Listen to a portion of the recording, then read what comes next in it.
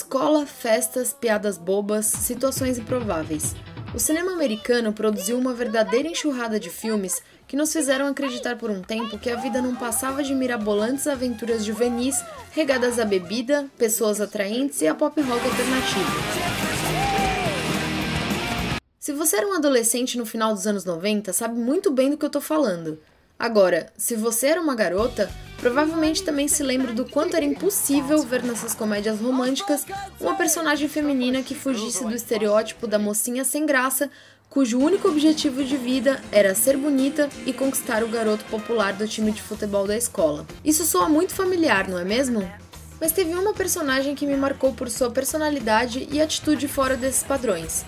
Cat Stratford, do filme 10 Coisas que Eu Odeio em Você.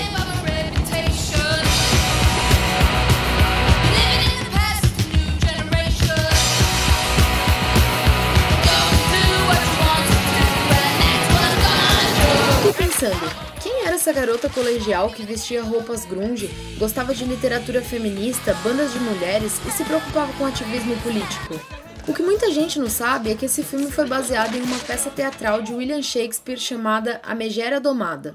Essa peça já teve suas releituras no cinema em 1929, num filme dirigido por Sam Taylor e protagonizado por Mary Pickford e Douglas Fairbanks, e em 67, numa versão comandada pelo italiano Franco Zeffirelli, com Elizabeth Taylor e Richard Burton no elenco.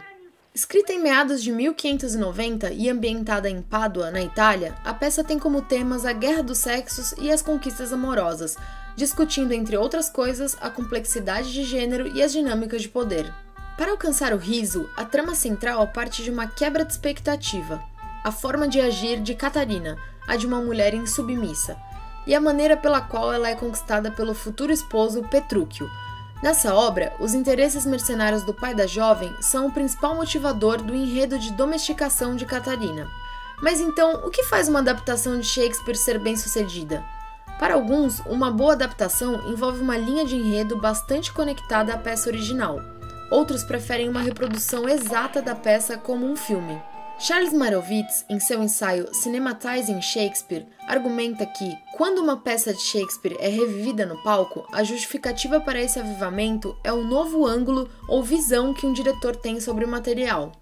E foi com a ideia de enxergar essa história antiga por um novo ângulo que o diretor Jill Junger, baseado no roteiro de Karen McGuller e Kirsten Smith, responsáveis por roteiros de comédias como Ela é o Cara e Legalmente Loira, a transportou para uma paisagem social do ensino médio americano, levantando de uma forma mais leve uma questão: a identidade é socialmente construída ou é uma resistência individual do que é imposto pelos outros? No filme, Cameron fica apaixonado por Bianca, mas como seu pai não permite que ela namore ninguém até que sua irmã mais velha, Cat, faça o mesmo, ele cria um plano que envolve Cat sendo cortejada pelo bad boy Patrick Verona, vivido por um Heath Ledger ainda no início da carreira. Patrick, então, aceita dinheiro para continuar com o plano, mas ele acaba saindo muito diferente do que todos imaginavam.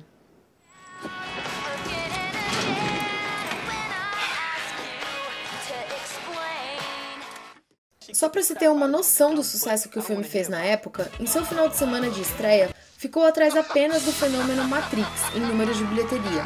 Afinal, quem é que não se lembra da icônica cena de I Can't Take My Eyes Off You na arquibancada do campo de futebol da escola?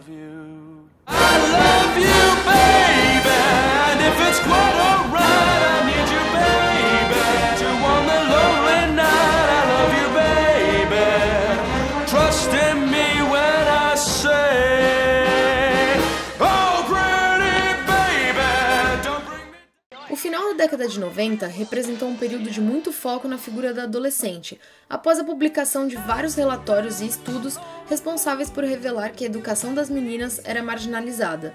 Como consequência, essa problemática recebeu muita atenção da academia e da mídia.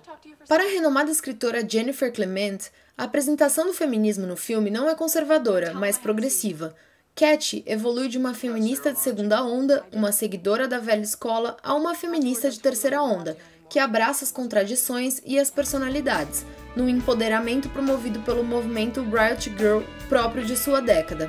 A Megera Domada, se revisitada hoje, pode ser alvo de críticas fundamentadas com relação ao teor machista e misógino dispersado aos montes em suas páginas. Mesmo sendo uma releitura bastante aberta e moderninha, o filme conserva alguns pontos também questionáveis. Vamos combinar que colocar uma garota com traumas sexuais não é exatamente uma boa justificativa para sua personalidade marcante, não é mesmo? Ainda que o final de 10 Coisas que Eu Odeio em Você possa dizer que a realização do relacionamento entre Cat e Patrick é o que conta, alinhando assim a jovem a modelos normativos e dominantes, por outro lado, o filme destaca algumas formas de opressão por construções sociais de gênero, mas também mostra que pode haver resistência, ajustando o desejo de autonomia com as influências esmagadoras que tornam a liberdade um caminho difícil, mas não impossível. Se no retrato feito no século XVI por Shakespeare, a mulher representava uma força a ser contida, e o filme, por sua vez, já aponta caminhos mais otimistas, não se pode perder de vista que a luta pela igualdade ainda tem muitos passos para dar, e torcemos para que o cinema seja um verdadeiro impulsionador desse movimento.